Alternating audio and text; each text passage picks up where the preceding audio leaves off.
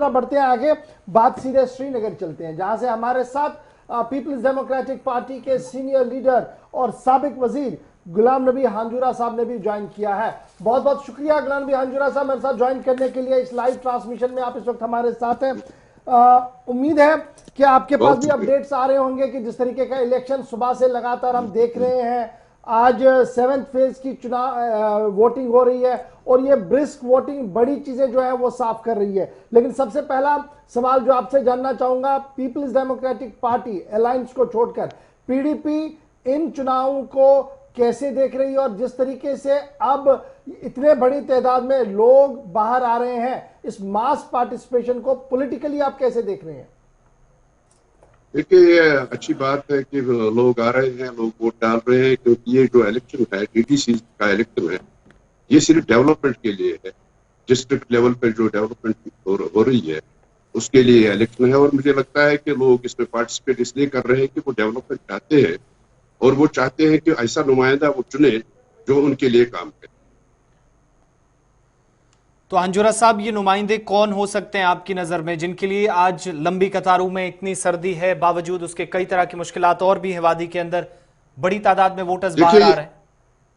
देखिए अशफाक साहब, ये कहना तो मुश्किल है, लेकिन ये बात जरूर है कि पीपल्स अलायंस ने इस इलेक्शन में इसलिए हिस्सा लिया कि हम चाहते हैं कि यहाँ जो फिरका परस्त ताकतें हैं उनको बाहर रखा जाए, और इसलिए हमने इसमें हिस्सा लिया है।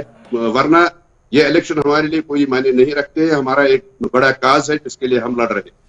तो मुझे लगता है कि लोग इस वक्त अच्छी खासी तादाद में जो निकल रहे हैं वो अच्छा फैसला करेंगे और वो अपने नुमाइंदे चुने, और वो ऐसे नुमाइंदे चुनेंगे जो उनके लिए अच्छे। कह रहे हैं कि फिरका परस्त ताकतों को हमने दूर रखना है और उन ताकतों को दूर रखना है जो जम्मू कश्मीर को कमजोर कर रहे हैं। तो जब मैं आपका पूरा अलायंस का देख रहा हूं कैंपेन पीरियड, वो सिमट कर रह गया है बानिहाल टनल तक, बल्कि उससे भी कम दायरे में। जम्मू प्रोविंस में उतने बड़े पैमाने पर कुछ नहीं देखने को मिला, बड़े लीडर्स की अपील कहीं देखने को नहीं मिली। तो ये अलायंस को आपने अल्लाह के हवाले छोड़ा था या ग्राउंड पर वर्कर्स के हाथ में? नहीं, देखिए मैं आपको एक बात बताऊंगा कि ये जो डेमोक्रेसी का दावा कर रहे हैं जो हमारी मरकजी सरकार है, वो कहते हैं कि हम डेमोक्रेसी पर यकीन रखते हैं, लेकिन मुझे लगता है कि वो डेमोक्रेसी पर कोई यकीन नहीं रखते हैं। हमारे जो भी लीडर है उनको बाहर नहीं आने दिया जाता है, उनके पास सिक्योरिटी नहीं है, उनको सिक्योरिटी फराहम नहीं की जाती है। तो कैसे वो जाएंगे, कैसे कंपेन करेंगे, ये तो एक बड़ा सवाल। तो मैं इस सवाल में नहीं जाना चाहता हूँ, लेकिन जहां तक बात आपने कही कि बानिहाल तक सिमट कर रह गई है, मुझे ये मैं नहीं मानता हूँ, क्योंकि सारे रियासत जम्मू कश्मीर में हमारी जो पार्टी है या हमारी जो अलायंस है वो हर जगह काम कर रही है, और मुझे लगता है कि लोग इस वक्त फैसला करेंगे वो पीपल्स अलायंस के हक में। लेकिन हांजुरा साहब, आपको नहीं लगता कि अलायंस का मतलब होता है कि हम आएंगी एक दूसरे की हाँ में हाँ मिलाना और आगे बढ़ना? इस अलायंस ने टेक ऑफ ही नहीं किया और बहुत सारी जगहों पर अलायंस वर्सेस अलायंस ही है। अलायंस के पार्टनर्स ही आपस में एक दूसरे के खिलाफ है और खुलकर खिलाफ लड़ रहे हैं, बातें की हैं। देखिए, सीट शेयरिंग का जहां तक मामला है, सीट शेयरिंग हो गई बाज़ाब्ता है। जो जितनी भी जमातें इस अलायंस में हैं उनके दरमियान सीट शेयरिंग हो गई, लेकिन कई एक जगह पे इत्तेफाक नहीं हो सका और वहां पर फ्रेंडली कंटेस्ट हो रहा है। ऐसी कोई बात नहीं है, क्योंकि पीपल्स अलायंस के लिए मैंने पहले ही कहा कि ये इंतखाबात जो है मायने नहीं रखते हैं, बल्कि हमारा एक बड़ा काज है। जो हमारे साथ नाइंसाफी हुई, हम उस नाइंसाफी को दूर करना चाहते हैं, हम अपना हक मांगते हैं और वो हक मांगने के लिए हम आगे आए। लेकिन आपको नहीं लगता कि उस हक को मांगने के लिए आपके किरदार को और मजबूत करती, अगर आप ग्राउंड जीरो पर और मजबूती के साथ लड़ते, आपस में नहीं कैंडिडेट्स को खड़े करते? नहीं, मैं ये बात कर रहा हूं कि सीट शेयरिंग के मामले में जहां भी इख्तिलाफ, कई एक दो जगह पे इख्तिलाफ हो गया तो वहां फ्रेंडली कंटेस्ट हो रहा है, लेकिन आम तौर पे तो हमने पीपल्स अलायंस के कैंडिडेट ही खड़े किए हैं, और मुझे लगता है कि पीपल्स अलायंस के कैंडिडेट्स के हक में लोग वोट देंगे, क्योंकि उनको पता है कि पीपल्स अलायंस किस गर्ज से है। तो क्या आप अलायंस के पार्टनर की हैसियत से यह दावा कर सकते हैं कि 1/3 सीटें इस बार अलायंस को मिलेंगी, क्योंकि सब जमातें, बड़ी जमातें एक साइड से है और कौमी जमात बीजेपी अलग तरीके से चुनाव लड़ रही है?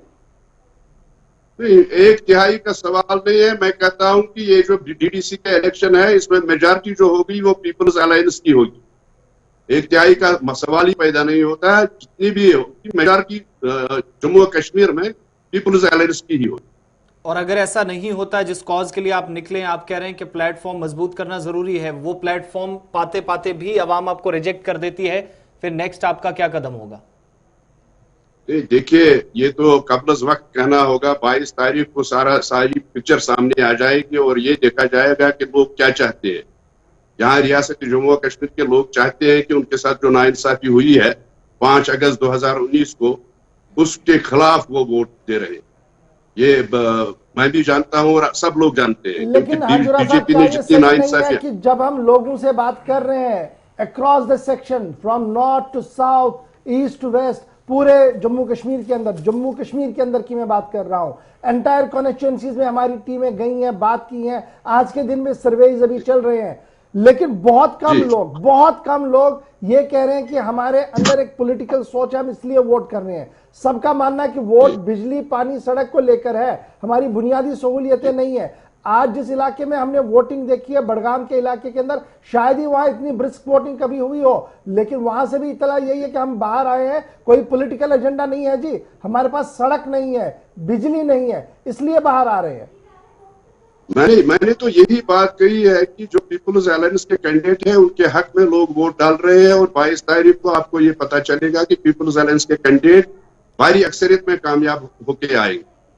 ये सही बात है आपकी कि ये वोट जो है डेवलपमेंट के लिए है, किसी सियासत के लिए नहीं है। लेकिन फिर भी मैं ये कहता हूं कि लोगों में गुस्सा है बीजेपी के हवाले से, लोगों में गुस्सा है मरकजी सरकार के हवाले से, और वो अगर वोटिंग जो हो रही है वो इसलिए हो रही है कि बीजेपी को दूर रखा जाए, फिर परस्त ताकतों को दूर रखा जाए। वोटिंग इसलिए हो रही है, आपको लग रहा है कि ये वन साइड वोटिंग है, ये जना मरकज के खिलाफ गुस्सा है, इसलिए लोग बाहर हैं, लेकिन कहीं पर इस तरीके का असर लोगों की बात से तो दिखाई नहीं दे रहा। नहीं, ये तो सिर्फ लीडर्स की मुंह से हम सुन रहे हैं। नहीं, देखिए, मैं कहता हूं कि जो वोट डालता है वो कभी नहीं कहता कि मैंने किसके हक में वोट डाला। वो वोट डालता है लेकिन वो ये सोचता है कि मेरा वोट जो है पोशीदा रहे। लेकिन बात यह है कि वोट जब 22 तारीख को जब वोट गिने जाएंगे तो ये जरूर मालूम होगा कि उन्होंने किसके हक में वोट डाले और पिक्चर सारी साफ हो जाए। पिक्चर सारी साफ होगी 22 तारीख को। ओवरऑल आप मुतमईन है कि जिस तरीके का निजाम बिल्कुल है, मुतमईन, जिस तरीके से चुनाव चल रहे हैं, आप मुतमईन है, कोई इस तरीके की शिकायत नहीं हम है? बिल्कुल मुतमईन है कि जो लोग बाहर जाते हैं, वोट करने जाते हैं, वो पीपुल्स अलायंस के कैंडिडेट्स के हक में डालते हैं। चलिए, बहुत शुक्रिया जी हमारे साथ ज्वाइन करने के लिए। श्रीनगर से गुलाम नबी लोन हांजुरा साहब, सीनियर लीडर है पीपल्स डेमोक्रेटिक पार्टी के, कह रहे हैं कि गुस्सा एक है, उस गुस्से को लेकर वोट डाला जा रहा है, नंबर 1। नंबर 2, जब आप काउंटिंग करेंगे तो आपको पता लगेगा कि अलायंस के लीडर जीत रहे हैं। और नंबर 3, सीट शेयरिंग पर अलायंस के अंदर कुछ तनाव था, इसलिए फ्रेंडली कंटेस्ट चल रहा है।